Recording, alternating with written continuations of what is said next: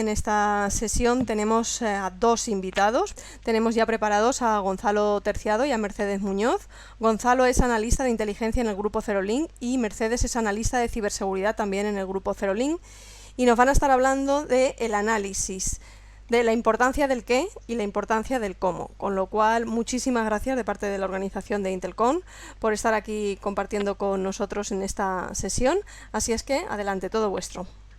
Gracias por vosotros. Bueno, buenas tardes a todos. Justo como bien indica Yolanda, vamos a hablaros de la importancia del qué y el cómo, ¿no? Un título bastante genérico y que queremos enfocar hacia las cuestiones del análisis.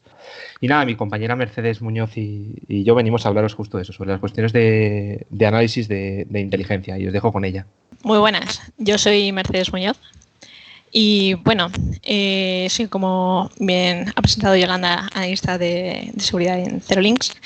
Decidimos esta temática para la sesión porque consideramos que es necesario destacar la importancia de lo que es la fase de análisis dentro del ciclo de inteligencia, ya que muchas veces pues, está un poquito eclipsada por la fase de obtención de información. De la misma forma, lo hemos orientado tanto a la visión más clásica de lo que es la inteligencia, como también un poquito de la versión más ciber. Así que bueno, esperamos que os guste y aprendáis. Sí, correcto. Deseamos que sea de vuestro interés y nada, con esto arrancamos.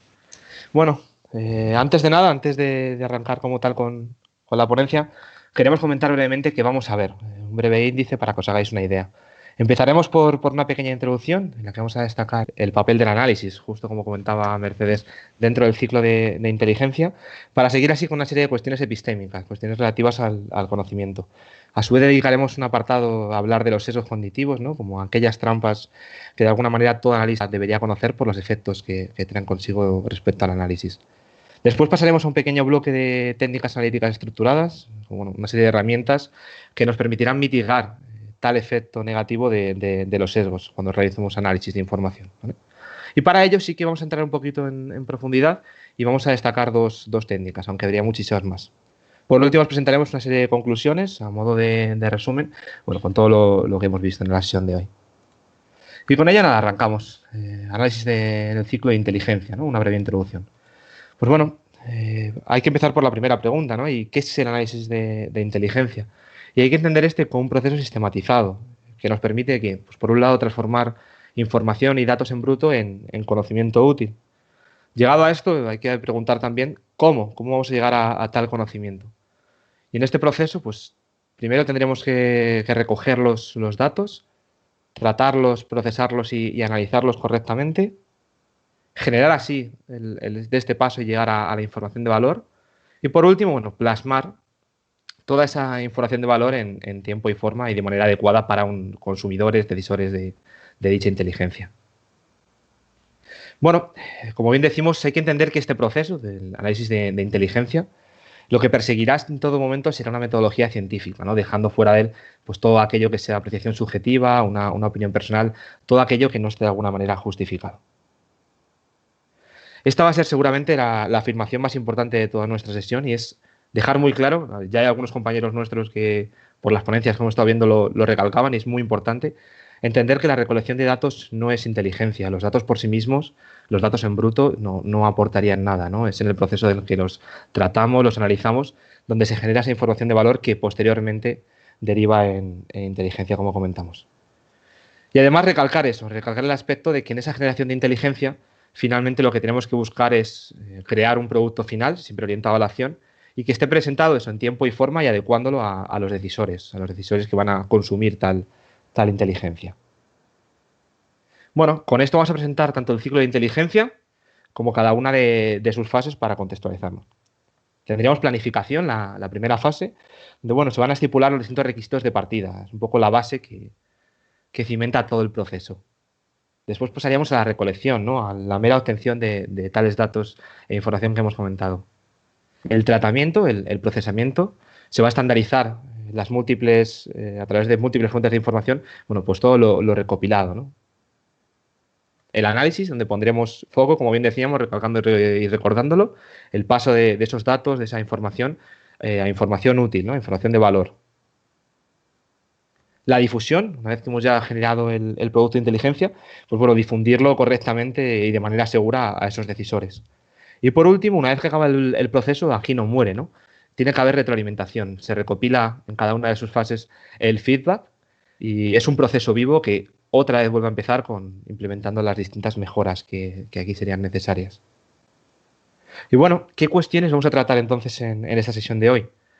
Vamos a tratar desde algunas cuestiones epistémicas relativas al conocimiento, viendo métodos de razonamiento y adquisición de dicho conocimiento. Sesgos cognitivos, como hablábamos, como trampas mentales, errores, que nos juegan una mala pasada y que bueno, están muy ligados a la naturaleza humana. Y las técnicas analíticas estructuradas, ¿no? Como una solución, como una buena alternativa para luchar contra esos sesgos y contra esos efectos negativos. Bueno, como ha comentado Gonzalo, vamos a comenzar con las cuestiones epistémicas y dentro de estas cuestiones, pues con los métodos de razonamiento.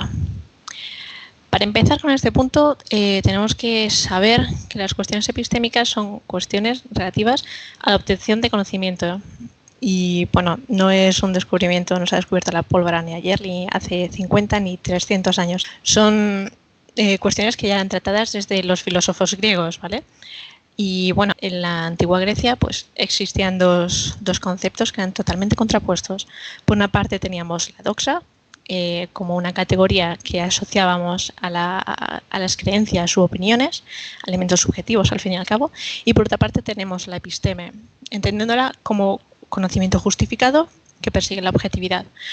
Por lo tanto, como analistas de inteligencia, lo que debemos tender siempre es hacia la episteme, hacia todo lo que sea conocimiento justificado como verdad, todo lo posible, y alejarnos de la doxa. Y bueno, para alcanzar este tipo de conocimiento, pues existen 4 métodos de razonamiento que hemos empleado todos, ha empleado el ser humano a lo largo de su historia. Y bueno, son por una parte el razonamiento lógico, el razonamiento holístico, el razonamiento por analogía y el razonamiento disruptivo. A pesar de que puedan tener nombres poco amigables o poco comunes, son nombres que hemos usado, son razonamientos, perdón, que usamos todos en nuestro día a día. Y conforme vayamos adentrándonos un poquito en ellos, vamos a darnos cuenta de ello, que lo usamos todos los días o en todo momento. El razonamiento lógico. Empezamos con él. Este tipo de razonamiento implica el uso de la lógica, lógicamente, y es entendida como la ciencia que estudia los principios de la demostración y las inferencias válidas. Para ello, vamos a presentar brevemente pues, 3 tipos de razonamiento lógico. Por una parte tenemos la deducción, la inducción y la abducción. Empezamos con la deducción. Tal y como indica el propio término, a partir de una o varias premisas se infiere o se deduce una conclusión, siendo esta inferencia de tipo necesario. Y bueno, por otra parte, antes que nada, tenemos que entender que una inferencia es la relación lógica que nos lleva de una premisa o de un conjunto de premisas a una conclusión. Vamos a ver un ejemplo sencillo de deducción. Si decimos que todas las personas son mortales y yo soy una persona, se puede deducir, por tanto, que yo soy mortal, ¿no? En esta conclusión, es decir, que yo sea mortal, se sigue pues, de las propias premisas y de mi naturaleza humana, ¿no? Es una inferencia necesaria para que sea mortal. Y bueno, en este tipo de razonamiento lógico, pues partimos de una idea general para llegar a una conclusión o una idea particular. Lo que buscamos con la deducción es llegar a una explicación. Pero la deducción también tiene un problema, y es que la conclusión recae sobre las premisas. Esto quiere decir que una conclusión es válida solamente si las premisas son válidas. Pasamos al caso de la inducción. En este caso, partimos del análisis de una o varias premisas y se infiere de forma general una conclusión, de forma que esta conclusión se asienta sobre una inferencia verosímil, es decir, que no es necesaria. ¿Cómo traducimos esto? Vamos a ver un ejemplo. Si yo digo que ayer vi un elefante gris y hoy he visto otro elefante gris, podría asumir que todos los elefantes son grises. Es decir, a través de la experiencia de casos particulares, vamos a crear una regla general basada en una inferencia que no es estrictamente necesaria. En este tipo de razonamiento lógico, al contrario que como pasaba en la deducción, partimos de un caso particular para establecer una idea, una conclusión general, de forma que buscamos en este caso una evaluación. ¿Cuál es el problema de la inducción? Que la conclusión únicamente se puede valorar en términos de verosimilitud. Es decir, que esta conclusión es algo probable, pero nunca es necesario. ¿Por qué? Porque pueden aparecer casos en los que no se ajusten a la regla general que hemos realizado. Por último, como último tipo de razonamiento lógico, tenemos la abducción. En este caso, a partir de una o varias premisas, generamos una inferencia hipotética que nos lleva pues, a una hipótesis explicativa. Esta hipótesis puede llegar a ser la mejor explicación que tenemos. Vamos a ver otro pequeño ejemplo con este caso. Si yo tengo vecinos y estos vecinos pues, hicieran mucho ruido, y además yo tengo un vecino que se llama Javier, podría asumir que Javier podría hacer mucho ruido. Y, a ver, en esta afirmación no partimos de que todos los vecinos hagan ruido, por una parte, por lo que Javier puede ser o puede no ser el causante de este ruido. Resulta simplemente una hipótesis explicativa. De forma que en este razonamiento lógico, pues la conclusión es algo probable. Con la abducción lo que buscamos es hipotetizar. ¿Qué pasa con estas hipótesis? Pues que la hipótesis está describiendo lo que ha ocurrido. Por eso puede ser que esta explicación no sea realmente lo que haya ocurrido como tal, es al fin y al cabo una hipótesis. Vamos a continuar con el razonamiento holístico. En el caso de este método de razonamiento, tenemos que considerar que es de tipo integrador. ¿Qué quiere decir esto? Que analiza las cuestiones en su conjunto.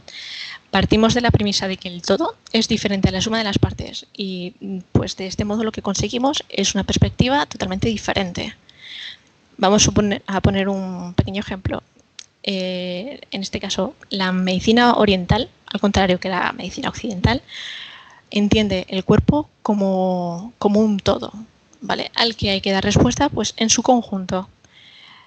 Y bueno, de este modo, el enfoque no está en tratar una parte del cuerpo, cada parte de forma aislada o parte separada, sino todo globalizado. Pasamos al razonamiento por analogía. En este razonamiento lo que encontramos es que se establece una relación de semejanza o de similitud entre las premisas de dos elementos distintos. Y bueno, de este modo, pues lo que buscamos es extender las inferencias de un caso a otro. Un ejemplo para este caso. Yo puedo decir que la Tierra, como planeta, está poblada de seres vivos. Y Marte, siendo también un planeta similar a la Tierra, pues podría estar poblado por seres vivos. ¿Cuál es el problema de este razonamiento? Pues que si la relación de semejanza que establecemos no es una relación de semejanza como tal, pues las inferencias que realizamos en un caso no son aplicables al otro. Vale, pues continuamos con el razonamiento disruptivo. Con este último tipo, lo que hay que destacar y la idea principal es que se persigue la generación de pensamiento creativo, ya sea a través, bueno, se basa en técnicas formales, ¿vale? Como pueden ser mapas mentales, brainstormings o la técnica de los 6 sombreros, además de otras. Repito, este razonamiento lo que busca es desarrollo de nuevas ideas, de nuevos conceptos. Y bueno, dicho esto, pues vamos a hablar un poquito de los sesgos cognitivos y de los riesgos asociados en el análisis de la información. Pero bueno, antes que nada, vamos a explicar un poquito qué son estas palabrejas. Los sesgos cognitivos, al fin y al cabo, son trampas mentales que, bueno, resultan de nuestra propia naturaleza como personas, como seres humanos. La mente humana tiende a corregir información, la percibe de una forma diferente cada persona, y ahí es donde se producen esos errores mentales. Y de este modo, pues, sabiendo esto, todo analista tiene que tener en cuenta la existencia de estos sesgos y su correspondiente el correspondiente efecto nocivo que tiene la información a la hora de ser analizada. Hemos realizado una búsqueda de un gran conjunto, bueno, existen un gran conjunto de sesgos cognitivos, y dentro de los que hemos encontrado hemos recopilado unos pocos que son los que hemos considerado más relevantes, más curiosos para compartirlos con vosotros.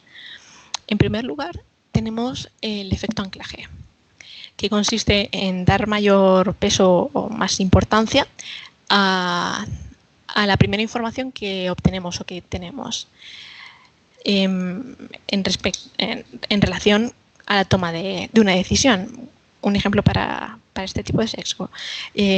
Cuando vemos Twitter, podemos encontrarnos enlaces de noticias, podemos contentarnos con el titular de esa noticia, podemos pinchar en el enlace y ver el artículo completo.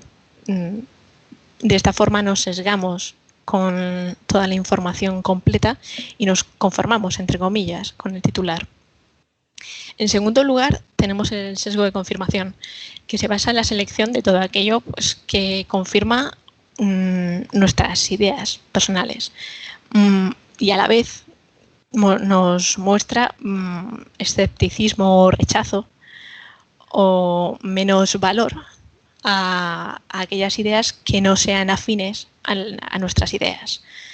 Dentro de este punto, pues, podríamos tener en cuenta que nosotros, como personas individuales, como analistas, al final tenemos unas ideas, unas creencias, unas ideologías, y a la hora de evaluar o de analizar información podríamos aplicar nuestras afinidades personales o nuestras ideologías personales a esa información. De esa forma podríamos obtener información que no es objetiva, que es lo que buscábamos, como comentábamos antes. Por otra parte, tenemos la heurística de disponibilidad, y con ellas, pues, sobreestimamos la información que se tiene disponible. Al final recordamos con más facilidad una información que otra.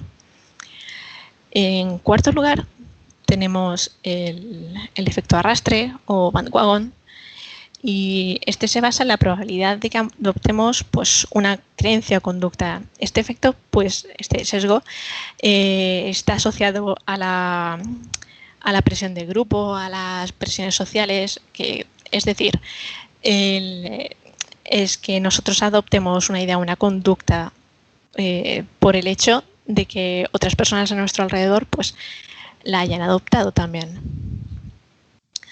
Por otra parte, tenemos la ilusión de serie o la correlación ilusoria, y consiste en ver patrones donde no los hay. ¿Qué queremos decir con esto? Pues que interpretamos o intentamos interpretar estímulos de forma conjunta, ya que, pues, muchas veces creamos asociaciones o correlaciones de ideas que confirman nuestras hipótesis o nuestras creencias, pudiendo ser estas asociaciones o estas relaciones, pues, inexistentes realmente. Y por último tenemos el sesgo de retrospectiva. Este sesgo consiste en percibir eventos pasados, pues, como predecibles, pues, que tiene la gente con un conocimiento de resultado de un evento. Es decir, pues, personas que piensan que pueden predecir el final de un partido de fútbol o de lo que sea, el final de una película o la lotería. Es, al final, creer falsamente que se puede prever un final o un desenlace. Recojo el relevo de mi compañera para hablaros sobre la importancia, como hemos dicho antes, de las técnicas analíticas estructuradas, ¿no? Sobre todo al enfrentarnos contra los sesgos y contra el efecto que ellos provocan. Para ello, lo primero es presentar dos figuras muy relevantes en la comunidad de inteligencia, especialmente la de Estados Unidos, Richard Heuer y Randall Person, analistas de la CIA ya retirados. Bueno, a lo largo de su carrera han hecho un gran aporte en lo que a técnicas analíticas se refiere, de añadirlas, ¿no? Recopilarlas y aplicarlas en el análisis. Y bueno, hay que entender qué son esto de las técnicas analíticas estructuradas, y para ello hay que darle contexto. Hemos categorizado diferentes métodos analíticos, donde las técnicas analíticas estructuradas son uno más, ¿no? Y aquí os los presentamos.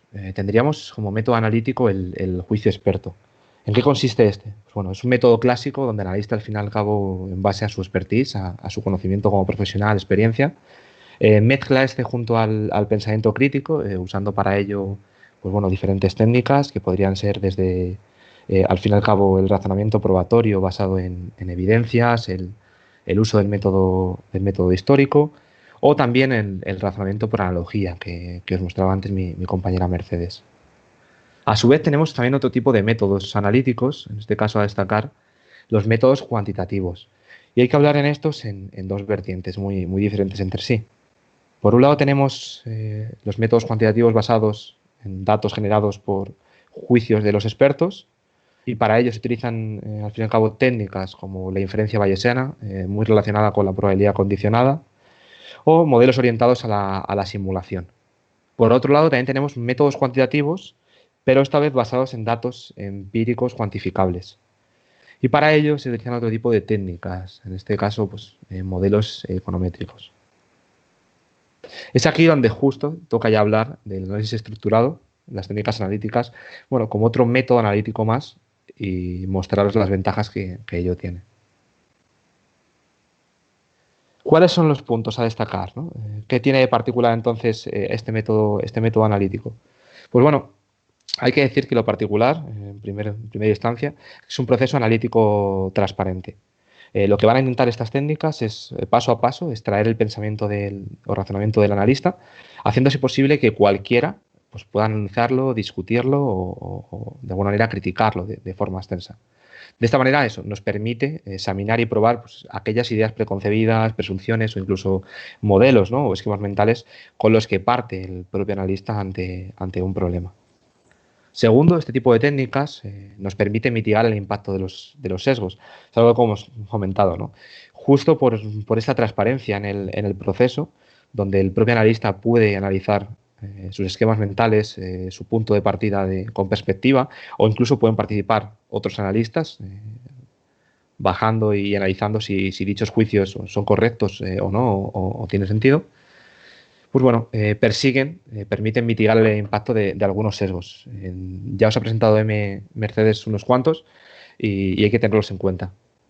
Y por último, entender que este tipo de técnicas analíticas nos permiten realizar dinámicas y procesos de grupo en lo que se refiere al análisis. Permite desligar el proceso del análisis de un único analista a un proceso grupal donde intervienen diferentes analistas con diferentes perfiles e incluso con perspectivas que desde el principio pueden estar incluso contrapuestas, ¿no? Y se pueden generar así conflictos interesantes que puedan aportar y arrojen luz al análisis. Por esto hay que destacar que cuando hablamos de técnicas analíticas, realmente estamos hablando de muchas técnicas, en torno a unas 50. Pero que lo importante de esto es entender que todas ellas se pueden agrupar en 8 categorías. Vamos a analizar cada una de estas. Estas categorías, cada una de ellas, pues persigue un fin concreto. En primer lugar, tenemos la categoría de descomposición y visualización. A diferencia de lo que se pretendía con el razonamiento holístico, lo que se pretende con ese tipo de técnicas es coger un problema y analizarlo, separarlo y fragmentarlo en base a sus partes y presentar así toda la información contenida de forma organizada. A su vez tenemos la generación de ideas. Una de estas técnicas sería, como bien ha comentado Mercedes, brainstorming, ¿no? Al fin y al cabo, estas técnicas nos permiten al principio de enfrentarnos a un problema, pues generar o extraer potenciales ideas. Escenarios e indicadores, donde usamos al fin y al cabo un marco que nos permite considerar y evaluar diferentes opciones, ¿no? De alguna manera también usamos indicadores. A través de la monitorización de dichos indicadores, pues podemos prever, podemos tener alerta temprana sobre diferentes eventos que pudieran darse.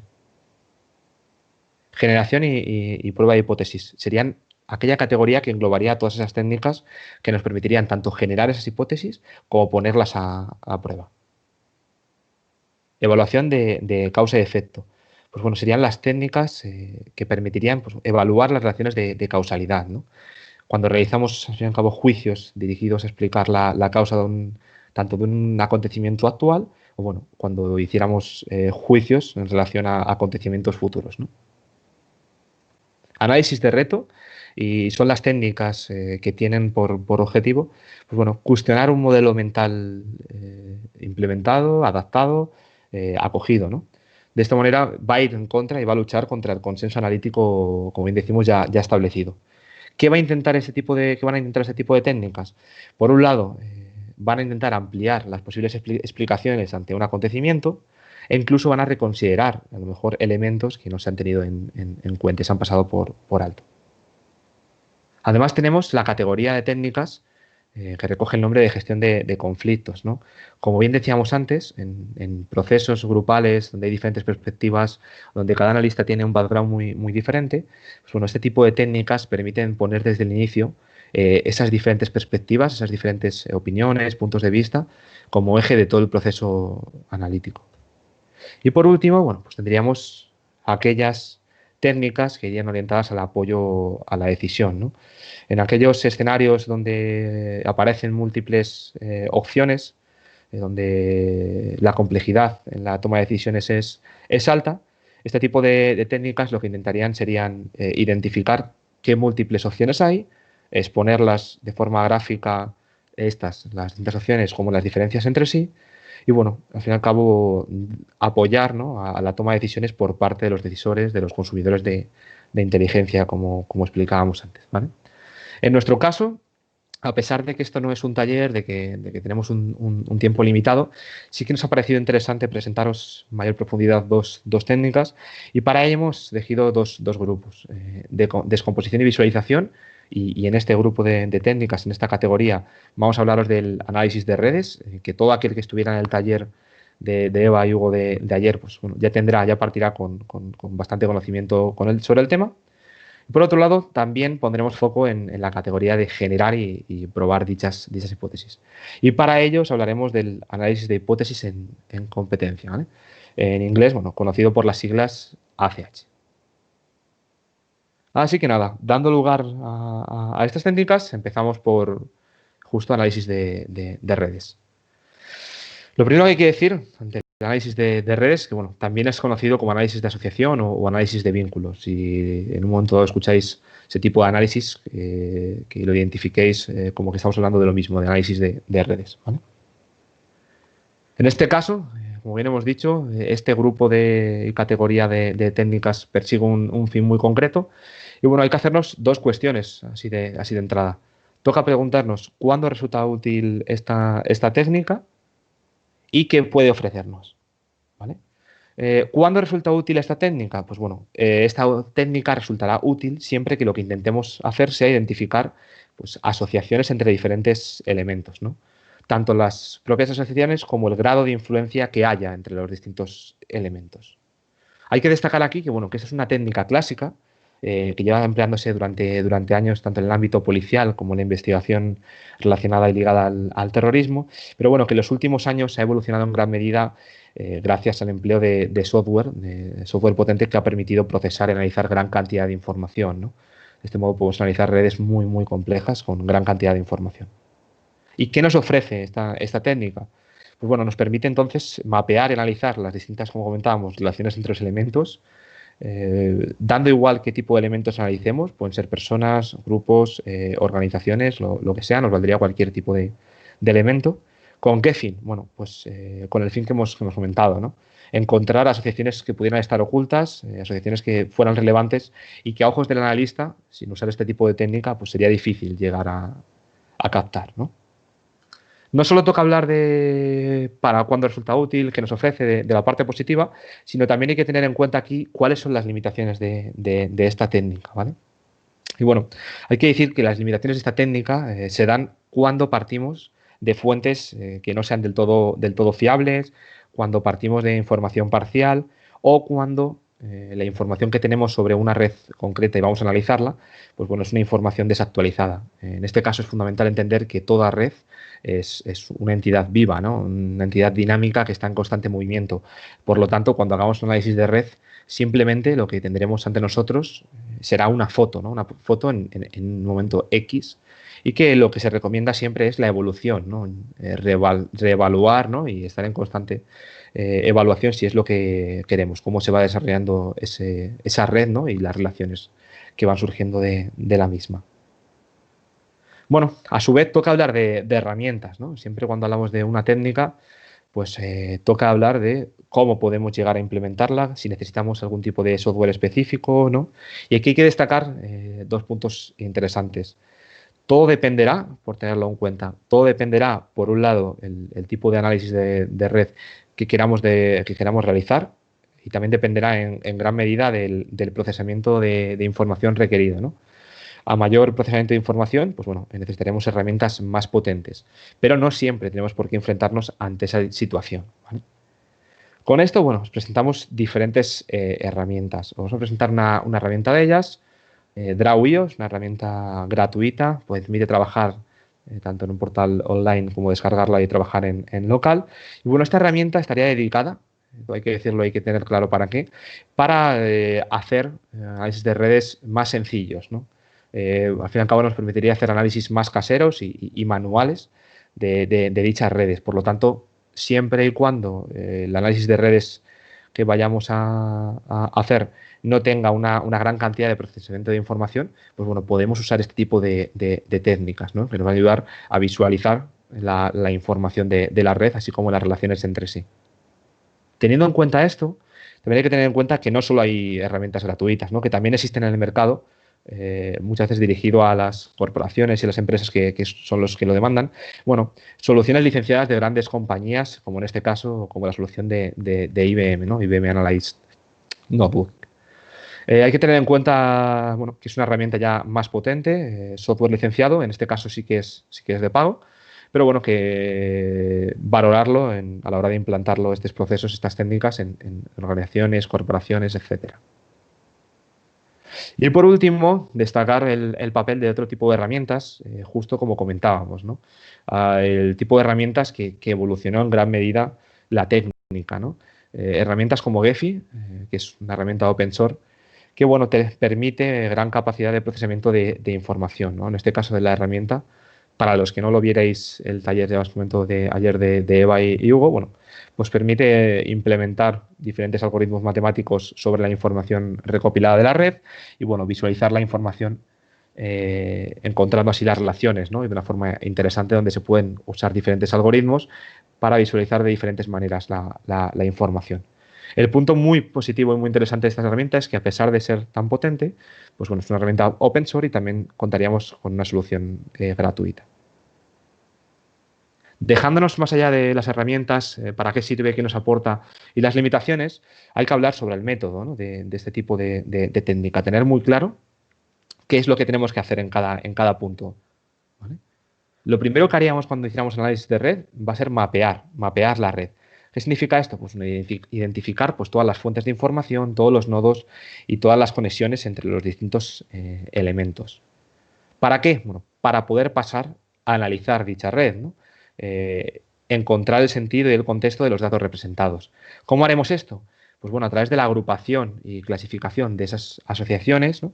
Y también identificando posibles modelos que encontremos en la propia red. Como último paso, más avanzado, llegaremos a analizar las redes, pero en este caso las redes sociales, ¿no? No entendamos el análisis de redes sociales como redes sociales Twitter, Facebook, WhatsApp, Telegram, ¿no? Sino las redes sociales entendido como las relaciones sociales que habrá entre los distintos elementos de la red analizada. En este caso, lo que nos permitirá este tipo de análisis, pues bueno, encontrar esas asociaciones tanto ocultas como esos grados de influencia. ¿Y cómo haremos esto? Pues bueno, a través de la medición matemática de varias variables, que pueden ser tanto la distancia entre los nodos, vamos agrupando elementos, vamos viendo los distintos nodos de la red, cómo se componen, bueno, qué nodos están más cerca unos de otros, cuáles están más separados, cuáles son nodos claves, nodos estratégicos, ¿no? Que si no estuvieran en medio no permitirían la conexión entre puntos totalmente distanciados dentro de la propia red. Así como, bueno, las asociaciones, ¿no? Bajar y analizar el grado e influencia entre estos nodos, ¿no? Como hemos dicho, habrá nodos clave que tengan gran intermediación, que nos permita conectar de forma estratégica el resto de elementos, ¿no? O incluso algunos que nos permita acceder a través de ellos de forma más rápida al resto, tanto por conexiones directas como por conexiones indirectas. Y con esto pasamos a la otra técnica que queríamos presentaros, ¿no? El análisis de hipótesis en competencia ACH. Bueno, en este caso toca preguntarnos lo mismo, cuándo resulta útil esta técnica y qué nos ofrece. Y bueno, aquí hay que decir que esta técnica resulta útil cuando tengamos pues, un conjunto reducido de posibilidades, ¿no? De las cuales pues, se deriven alternativas excluyentes, hay que tener muy claro esto. Hipótesis, pero que sean siempre excluyentes entre sí. Como dato hay que añadir también que esta técnica fue desarrollada en los años 80 por Richard Heuer, uno de los dos analistas que os hemos presentado al inicio, ¿vale? Y bueno, ¿qué nos ofrece la técnica como tal? Pues nos permite luchar contra los juicios intuitivos del propio analista. Antes veíamos como método analítico el juicio experto, ¿no? Donde el propio analista, por su expertise, por su conocimiento, su experiencia, pues nos realizaba ciertos juicios junto a diferentes técnicas. El problema de esto es que el juicio experto, a pesar de la expertise del analista, también puede verse en un momento dado bajo el efecto de los sesgos, como por ejemplo algunos de ellos que hemos visto antes, el efecto de anclaje o incluso el de confirmación. Por otro lado, ¿cuáles son las limitaciones de esta técnica, ¿no? Que hay que tener en cuenta? Pues bueno, las limitaciones de la técnica serán aquellos conflictos que surjan entre la creencia del propio analista y los resultados de inconsistencia o no, la puntuación de inconsistencia generado por la propia técnica una vez terminemos, ¿no? Entonces, aquí tendremos dos situaciones muy claras. Podremos tener situaciones en las que las puntuaciones generadas al implementar la técnica parezcan erróneas, pero realmente no lo sean. Y el caso contrario, ¿no? Que las puntuaciones parezcan correctas, pero cuidado porque esas puntuaciones son erróneas, ¿no? Por el proceso, por la forma de implementar la técnica, ¿no? Y bueno, comentar brevemente cuáles son estas dos situaciones, ¿no? ¿De qué estamos hablando? En la situación en la que las puntuaciones parezcan erróneas, pero realmente son correctas, toca hablar de dos casos muy específicos, son deducciones lógicas omitidas y atención insuficiente a la hipótesis menos probable. El problema de esto principal es que bueno, el analista va a partir con unas ideas, lo que hablábamos antes, es el background que tenga y la tendencia con una serie de evidencias y ante una serie de hipótesis, y va a tener la tendencia de pensar de primeras que bajo su opinión, su punto de vista, lo que a él le parece, hay ciertas hipótesis que son más probables de otras.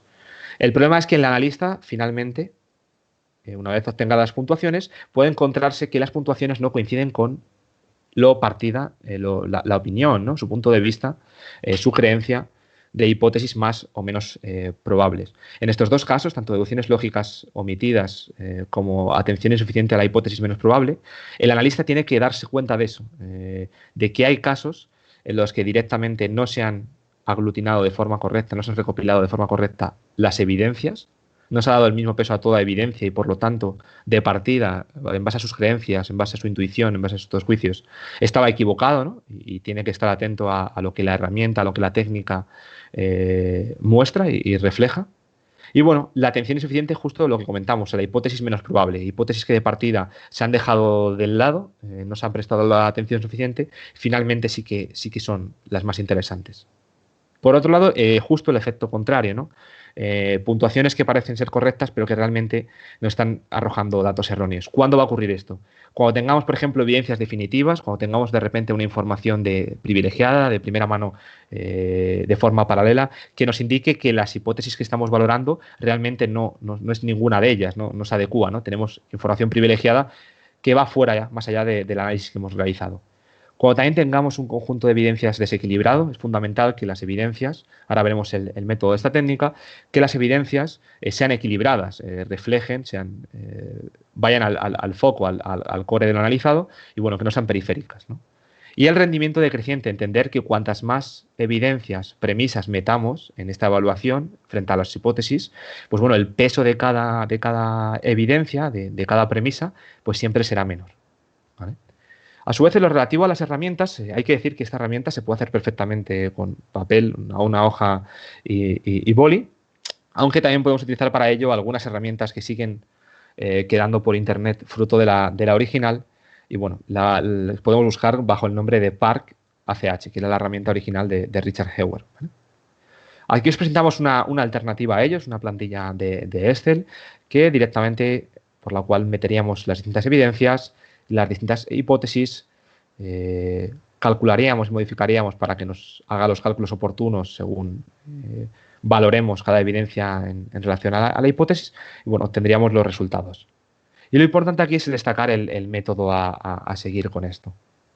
Hay que primero identificar en esta técnica las hipótesis a considerar, lo que hemos dicho, mutuamente excluyentes. Hay que listar las evidencias que sean significativas. Hay que valorar cada evidencia en relación a cada hipótesis y para ello usaremos directamente una nomenclatura que ya está estandarizada al uso de esta técnica y por cada categoría de valoración asignaremos una puntuación específica. Reordenaremos el listado de evidencias de mayor a menor inconsistencia, ¿no? Y columnas de hipótesis de mayor a menor probabilidad de que sea esa la hipótesis, la mejor explicación, ¿no? Y por último, generaremos un informe de conclusiones, ¿no? En la que podremos analizar, pues bueno, refutando cada hipótesis a través de las distintas evidencias y sus relaciones, pues cuál es la hipótesis, la mejor explicación a priori. Este sería un ejemplo de análisis de hipótesis en competencia que, bueno, que finalmente reflejaría lo dicho. En este caso le dan un valor de 1 a cada inconsistencia y el resultado final, una vez organizado, pues sería esta hipótesis que acumularía hasta 4. En este caso sí que faltaría reorganizar el orden que hemos comentado de las hipótesis presentadas antes de la generación de tal informe. Y como conclusiones, bueno, toca hacer unas breves síntesis de lo recopilado y exponer, ¿no? Decir que el analista de inteligencia pues, es un ser humano, como cualquiera de nosotros, con sus propias creencias y particularidades. Entender que siempre tiene un background de partida, ¿no? Como bien ha comentado mi compañera M. Por eso es fundamental la formación en sesgos cognitivos, así como entender que existen técnicas que nos permiten mitigar en mayor o menor medida el efecto de dichos sesgos. Con ello, presentar las técnicas analíticas estructuradas, saber cómo funcionan, saber que existen y bueno, entender que es una alternativa a esta cuestión y que reflejan y permiten pues, analizar de forma analítica y estructurada el pensamiento del propio analista, tanto de forma individual como en grupo. Y por último, queremos destacar uno de los puntos más importantes, el motivo por el cual hemos decidido esta temática, ¿no? Y es dejar claro la importancia que tiene la fase y la etapa del análisis dentro del ciclo de inteligencia, ¿no? Muchas veces por error o por moda, por tendencia, etcétera, pues de alguna manera menospreciamos o dejamos en un segundo plano poniendo por encima la propia obtención, ¿no? El propio uso de herramientas, quizá más visual, quizá para según qué personas más interesantes. Y nada, con esto deseamos que haya sido vuestro interés todo lo que aquí os hemos mostrado. Y si tenéis alguna pregunta, es el momento de que nos la hagáis, intentaremos responderla. Desde luego, súper interesante, Gonzalo, Mercedes. O sea, si el que habéis explicado es importante, con el cómo, ¿no? Con ver todas esas hipótesis para antes de reflejarlas en el informe, daría para mucho, daría para estar aquí rascando horas y horas, desde luego, ¿no? Para esa parte del cómo de la ponencia. Preguntaba antes, a ver si lo digo bien, porque es cuán importante hoy en día es el cálculo a través de Eigenvector. Están diciendo que es una métrica de grafos, ¿no? Están diciendo, utilizada en análisis de redes sociales. Bueno, yo la desconozco. Vale. Toda técnica, bueno, al fin y al cabo hemos explicado por encima la técnica de análisis de redes. Cada técnica es un mundo para valorar y para profundizar, ¿no? Y en este caso, entender siempre, da igual la técnica que sea, o la parte de cada técnica, qué función tiene, ¿no? Hay que entender muy bien por qué estamos usando esa técnica, para qué, cuáles son los peligros o los riesgos que tiene el uso de esa técnica o cuándo no va a cumplir con nuestras expectativas. Y también tener en cuenta que las herramientas, como hemos dicho antes, simplemente son un mero medio, ¿no? Para llegar a un fin. Muchas veces las propias técnicas se pueden implementar de forma manual, de forma rudimentaria, ¿no? Sí que es verdad que el uso de software pues potente nos permite pues llegar a un nivel mayor cuando la información pues, el procesamiento de información es bastante elevado. Sí, cuando esa etcétera. fase de obtención que tú has dicho, porque claro, las herramientas se multiplican, ¿no? Todas las que hay. Cuando ese proceso de obtención Sí, vas añadiendo más herramientas, obtienes más cosas. Depurar todo eso es lo que conlleva y por eso la claro, importancia que le habéis dado al análisis. claro. Sí, a veces menos es más y también esta justo ponencia, sesión, era muy bien para dejar claro que muchas veces La, analizamos, generamos la, y generamos juicios. claro, que la cantidad no es siempre más valiosa, sino que tenemos que analizar y valorar todo eso que tenemos y ver todo lo que podemos obtener, toda la información útil que hemos comentado antes para llegar a las mejores Obviamente conclusiones posibles. la calidad Y se olvida, entender el muy enlace bien. se olvida, la calidad a veces. Sí, y entender Exacto, también justo esos procesos, ¿no? Esos procesos que hacemos, qué es la deducción, qué es la inducción, qué es la abducción, que muchas veces se dan por supuestos, ¿no? Y que hacemos en el día a día, pero no somos conscientes de qué estamos haciendo, ¿no? Y si realmente estamos cometiendo algún error, ¿no?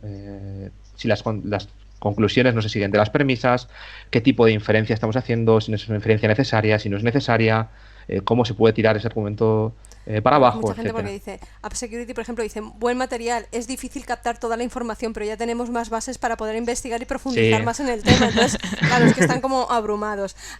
Formula una pregunta Villa News que dice, hola, ¿existe algún modelo donde se visualicen las diferentes técnicas de análisis estructurado, pero a nivel cualitativo? O sea, convertir la información cualitativa que generan las redes y procesarla mediante un análisis estructurado. vale, aquí, claro, aquí junta dos cosas, ¿no? La pregunta está hablando del análisis de redes, que sería una técnica más, ¿no? Lo que comentaría es, tendría que analizar, existen ya, como hemos comentado, más de 50 técnicas, es un mundo bastante grande. Existe muchísima información en Internet sobre las técnicas analíticas estructuradas, sobre todo muchísimo en inglés. Entiendo que no debería ser un problema eso.